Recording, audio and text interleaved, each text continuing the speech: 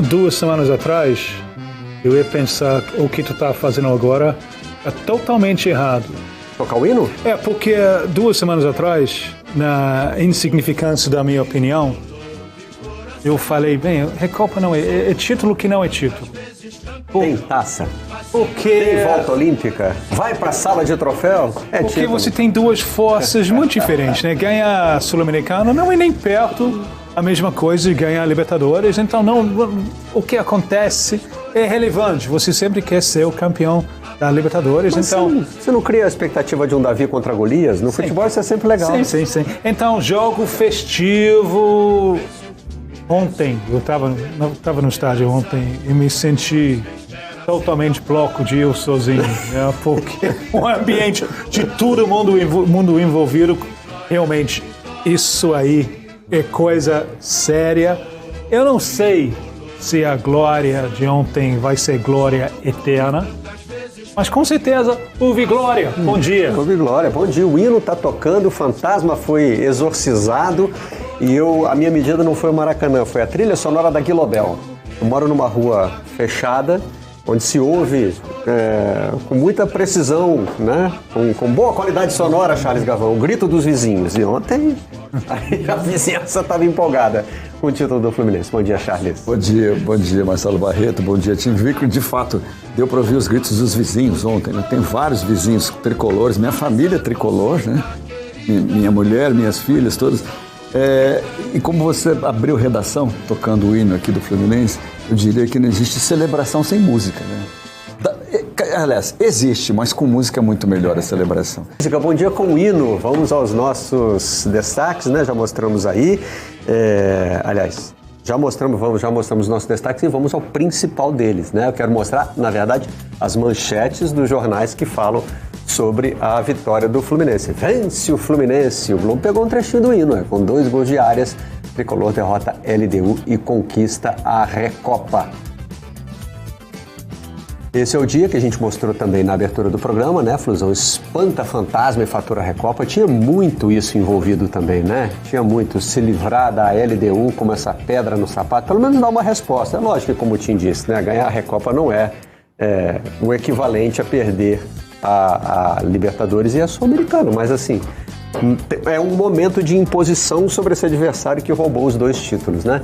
E o Extra diz que o Fluminense é muito campeão, é campeão da Libertadores e confirma o título na Recopa. Na verdade, né, esse confronto tem mais a perder para o campeão da Libertadores, né? Porque deveria ser, como o Tim disse, uma partida de confirmação, né? Uma partida não, né? Porque é ida e volta, né? Um mata-mata de confirmação da superioridade.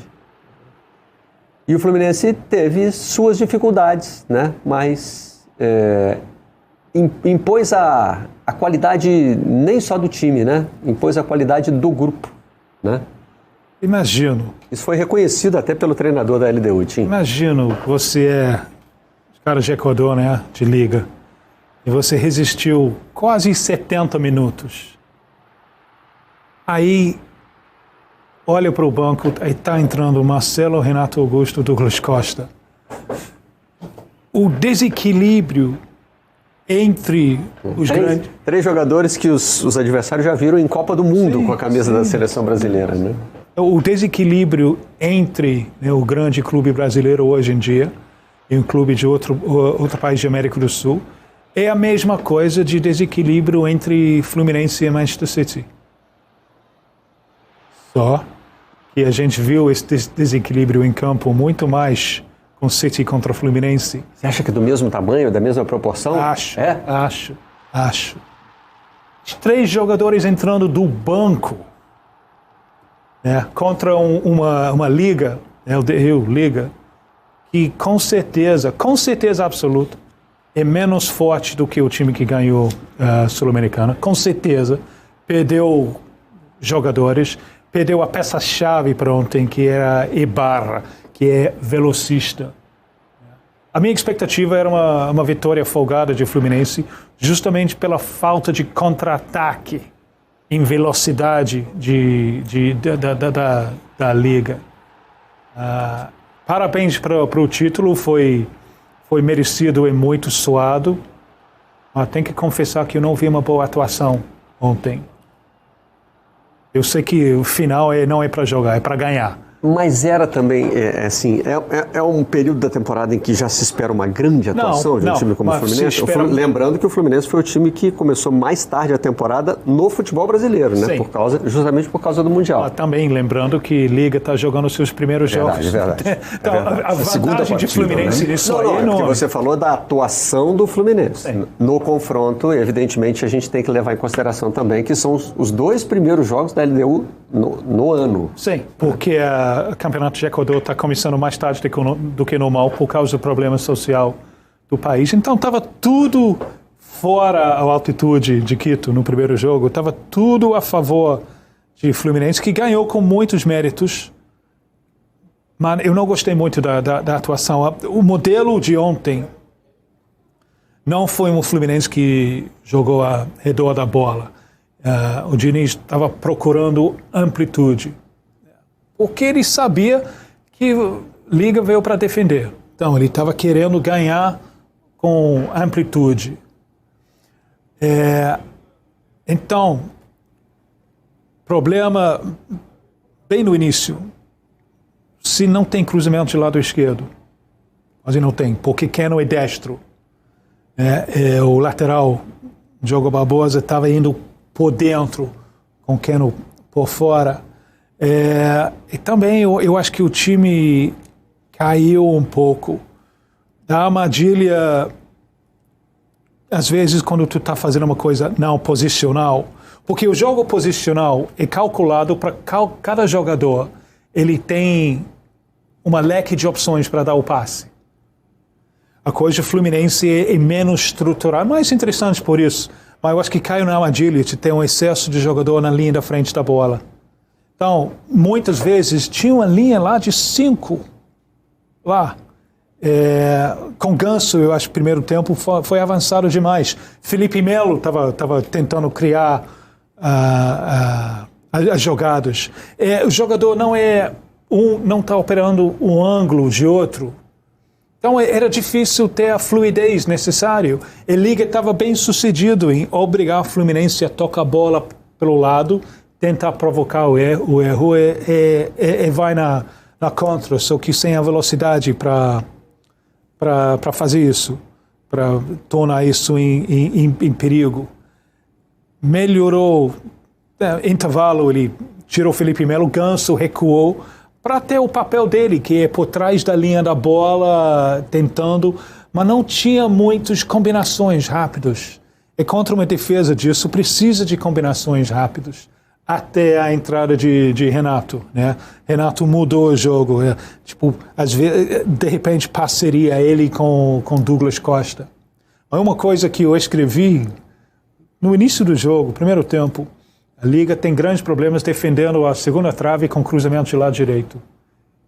E aí, quando o Arias foi para lá, foi aí que finalmente chegou o gol salvador, né?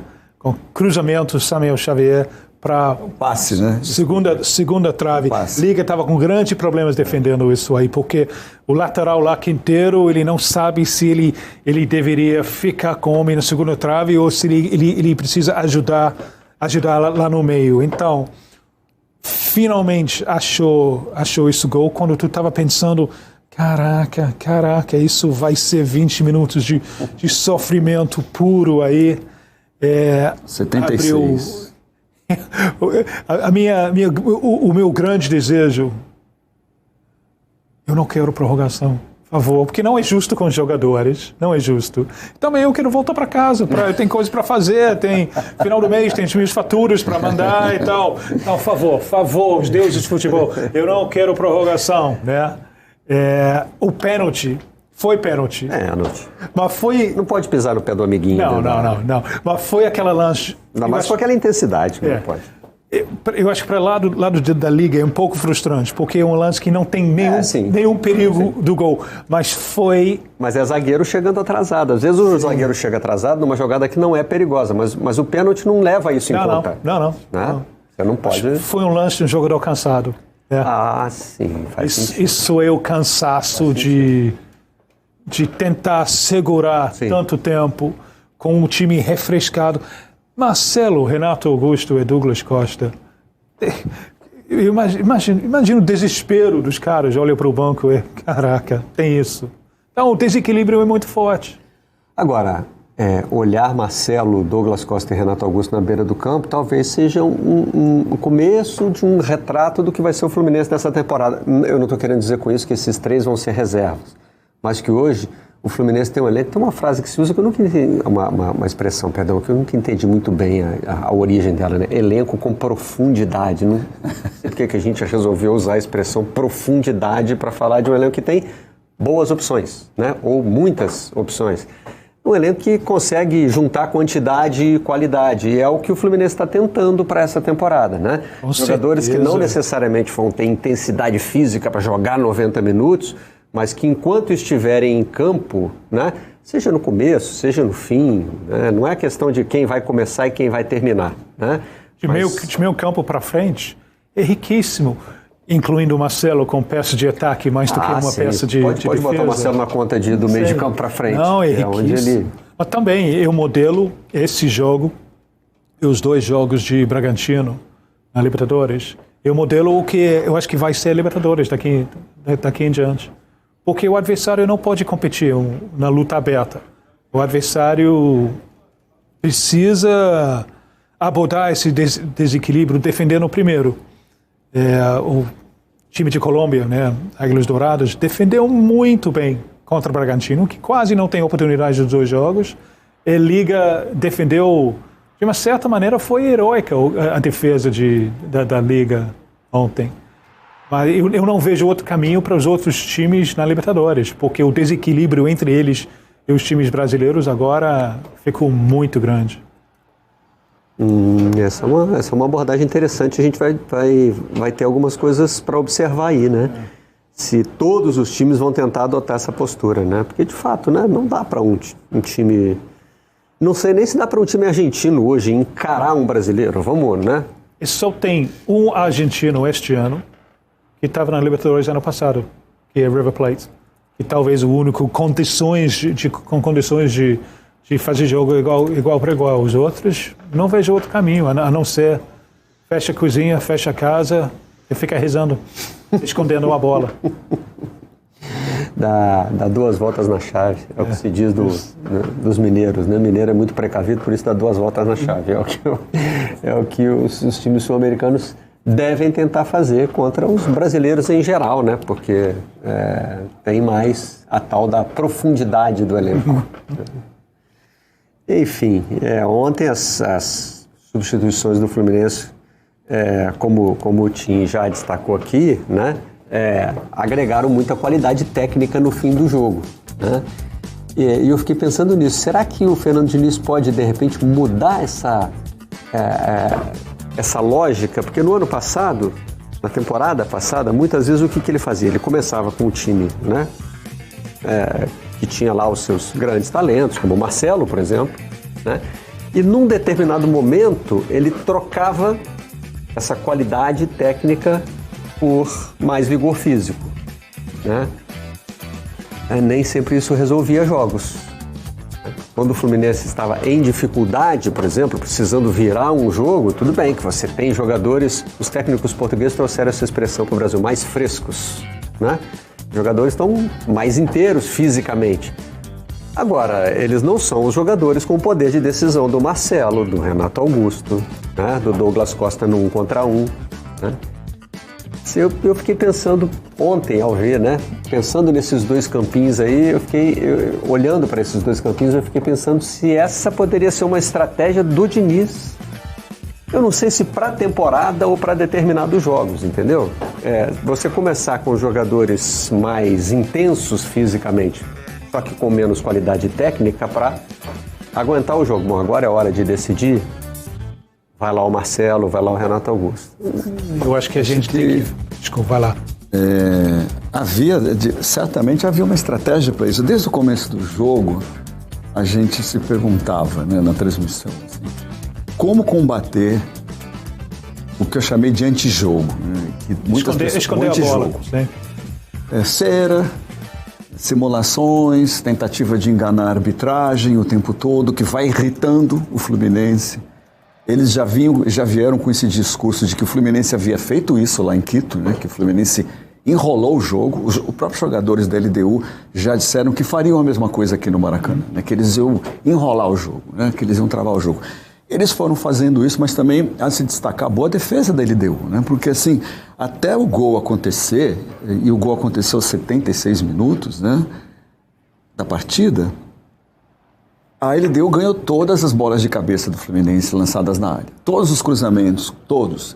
No primeiro tempo, exceto por uma grande chance que o Cano perdeu, porque chutou de canela, matou a bola não caiu do jeito como ele precisava, então ele dá o chute... Chutou de canela, a verdade é essa. Né? Mas isso é legal no relacionamento do torcedor do Fluminense com o Cano. O torcedor do Fluminense entende perfeitamente que o Cano é isso, ele vai tentar sempre. Às vezes vai pegar na canela. E aí, beleza, mas faz parte, né? Vamos pra próxima. Faz parte do atacante, né? A bola não caiu do jeito como ele... Então, todas as bolas lançadas na área, a defesa da LDU ganhava todas. Né? São bons zagueiros altos e fortes, né? Essa característica do futebol equatoriano, né? Então, isso foi irritando o Fluminense. O Fluminense tinha um time, assim, a estratégia de jogo do Fluminense no primeiro tempo precisava de mais velocidade e não estava conseguindo velocidade. O time falou uma coisa muito interessante, porque ele colocou 2 pontas, né? E como você falou, o da esquerda, que é o Keno, é destro, e o da direita, que é o Ares, é canhoto. Então, se eles precisam abrir mais campo, para abrir espaço nessa defesa, essa linha de 5, que sempre foi uma linha de 5, e às vezes se juntava com uma linha de 4 ou até de 5 jogadores. Se você tem 10 jogadores, é uma parede, né? É um paredão. Como é que você transpassa isso? Esses pontas podem, de alguma forma, criar espaço. Isso não aconteceu. Foi irritando o Fluminense, talvez o Ganso fosse o cara mais consciente, né? Olhando com a leitura de jogo, tentando dar passes aqui ou um cruzamento ali. Isso não funcionou. Volta o segundo tempo, tem as alterações, entra o John Kennedy, grande jogador, mas assim, na minha opinião, assim, muito despreparado emocionalmente. Tanto que é expulso, um lance absolutamente infantil, na frente do juiz argentino, que fez uma boa arbitragem, pisa no joelho do zagueiro equatoriano e é expulso. O Fluminense fica com 9, logo depois de ter feito o jogo. Né? Mas, o jogo não, desculpa, o gol, Ares. Mas, como a gente está falando aqui, a pergunta era até aquele momento, né, Tim, você que estava no estádio, Marcelo em casa assistindo, eu também, né? Parecia que não ia dar certo, né? Porque o gol acontece aos 76, eu falei, como é que o Fluminense vai fazer para vencer essa defesa, esse ferrolho e esse antijogo, que continuou no segundo tempo, né? A resposta veio depois, né? Talento. Como você vence o antijogo, né? Como é que faz? Talento. Então, quando ele colocou essa força intelectual de jogadores muito qualificados, mas nem com tanta intensidade física, a LDU já tinha corrido um jogo e meio. Os jogadores já estavam um pouco cansados. Diante desse calor senegalês que tem no Rio de Janeiro, um calor absurdo. Imagina o Maracanã, como estava quente, né? Se eu em casa estava derretendo... É a nossa altitude, né? É a nossa altitude, exatamente. Da mesma forma que a gente reclama, né, quando vai jogar na altitude, e não tô minimizando aqui, não, reclama, né, com base... Mas aqui está, né, sério, né? Com comprovação, o desempenho é afetado na altitude, a gente sabe disso, não tem deboche com relação à altitude, a gente entende. Mas... é preciso levar em conta que um jogador equatoriano sente o calor, né? O calor do Rio de Janeiro. Não, sim, é fato, né, Marcelo? É fato. Esse calor abafado. Aliás, tem uma curiosidade que o Rodrigo Araújo, da nossa equipe de produção, está me lembrando. Fluminense e LDU disputaram 3 finais no modelo de ida e volta, né? E sempre com o primeiro jogo lá e o segundo aqui. O Fluminense ganhou os 3. O Fluminense ganhou os 3 jogos da LDU no Maracanã, né? Só que na Libertadores e na Sul-Americana, o que a LDU conseguiu de vantagem na altitude, o Fluminense não conseguiu devolver. Não conseguiu devolver. Essa é a primeira vez que o Fluminense ganha o jogo no Maracanã e o título. Né? As duas coisas vieram juntas. Que tem essa história da lavação, né, do fantasma, exorcizou o fantasma. Mas, de qualquer forma, quando entra Renato Augusto, Douglas Costa, desculpa, quase uma trava-língua, e Marcelo, a qualidade do passe do Fluminense, a qualidade da estratégia do Fluminense sobe assustadoramente, né? Então, de fato, e aí, acho que por esses motivos, até pelo ótimo passe do lateral direito do Fluminense que deu para o Xavier, como chama ele? Desculpe-me, isso. Fluminenses, me ajudem. O lateral. Samuel Xavier. Samuel, isso. Que não foi nem um cruzamento, foi um passe preciso para ele dar uma cabeçada indefensável. Né? Indefensável. Nenhum goleiro pegaria aquela cabeçada, absolutamente consciente, assim. Um golaço, eu diria até assim. Ali o Fluminense já era dono da partida, né? E aí, como falamos aqui, Renato Augusto, assim, show de bola, né? De consciência, assim, estratégica de futebol. Vocês estão citando a qualidade dos jogadores do Fluminense e a gente tem entrevistas deles, do Arias, né? O dono da partida. Ótima entrevista. E de 2 jogadores experientes, Renato Augusto, que chegou agora, e Felipe Melo, que já está há bastante tempo no clube. Vamos rodar. Sí, con certeza va a estar marcado na minha memória e hoje o gosto da vitória para todos nós tricolores tem um gosto especial, tem um gosto diferente.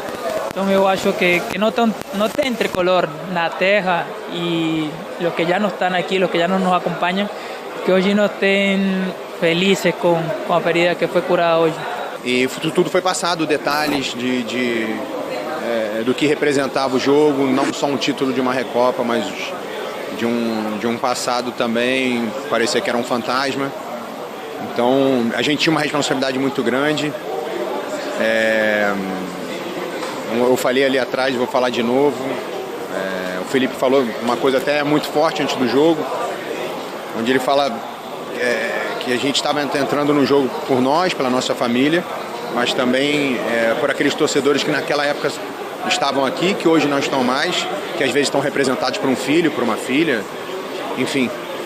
E que a gente carrega uma responsabilidade grande, que às vezes o jogador não tem essa ideia, essa noção, então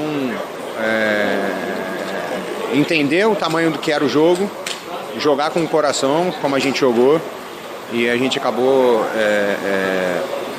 saindo vitorioso e podendo entregar esse presente para o torcedor. Os grandes atletas, verdadeiros atletas, eles são forjados em meio a situações difíceis, né? E foi naquela situação bastante difícil e crítica, quando nós fomos eliminados por Olímpia lá no Paraguai, que nós fomos forjados. E hoje a gente está aqui conquistando mais um título, né? Mas infelizmente a gente tem muito tempo para comemorar, que daqui a 2, 3 dias a gente já tem um clássico contra o Botafogo, né? E muito se fala que a gente não tem ganhado o clássico, né? Acho que o pessoal esqueceu que quando precisou ganhar, a gente ganhou, né? Então, seguir esse caminho com muita humildade, trabalhando bastante, sonhando, que a gente precisa sonhar. E é o ponto de partida, gente. Ponto de partida. O Fluminense merece isso. Rodriguianos, os jogadores do Fluminense, até o John Arias, que chegou agora, já estava citando, né? Não sei se consciente ou inconscientemente, o Nelson Rodrigues, que dizia que os vivos saem de suas casas, os doentes de suas camas e os mortos de suas tumbas, né? Para ver o Fluminense, né? Os vivos e os mortos, homenageados aí pelos jogadores. O Felipe Melo sempre bravo, né? Nem numa conquista como parece que ele está feliz, né? Já tá com cara de bravo. Infelizmente não poderemos comemorar. Rapaz, acabou de ganhar um título. Mas é porque relaxa. Tem rodada final de Campeonato Carioca. Mas mesmo assim, mas semifinal. Gente, é a noite da conquista, pelo amor de Deus, né? Aí talvez explica porque ele está tanto tempo no jogo, né? Porque ele já tá carregando as baterias para enfrentar o jogo no próximo clássico com agressividade. E no depoimento do Renato Augusto, né, o Felipe Melo foi importante naquela corrente de vestiário antes de entrar em jogo com esse discurso. Né? A tua pergunta sobre o elenco de Fluminense, eu acho que a gente tem que esperar um pouco para ver jogos contra outros adversários mais qualificados, para medir, além dos ganhos, a perda do Nino. Qual é o peso perda do Ninho? Eu sei que tem outros zagueiros lá, Malo, Antônio Carlos, né, voltou. Thiago Santos, ele não foi muito testado. Imagino que para ele foi ótimo. Fica 90 minutos. Não foi ele que saiu, foi Felipe Melo, não sei porque o Felipe Melo sai no intervalo, mas ele ficou. Eu achei no jogo semana passada, a altura dele foi importante, porque o Fluminense basicamente defendeu dentro da tua grande área.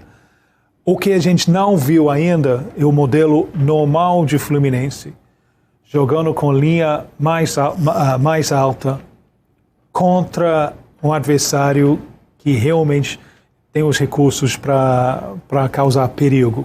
Então isso para mim é uma incógnita da temporada de Fluminense ainda. Qual é o peso da perda do Ninho? Bom, a gente ouviu aí 2 jogadores desses veteranos, né? Falamos aqui do Arias, né? É o jogador mais importante hoje Sim.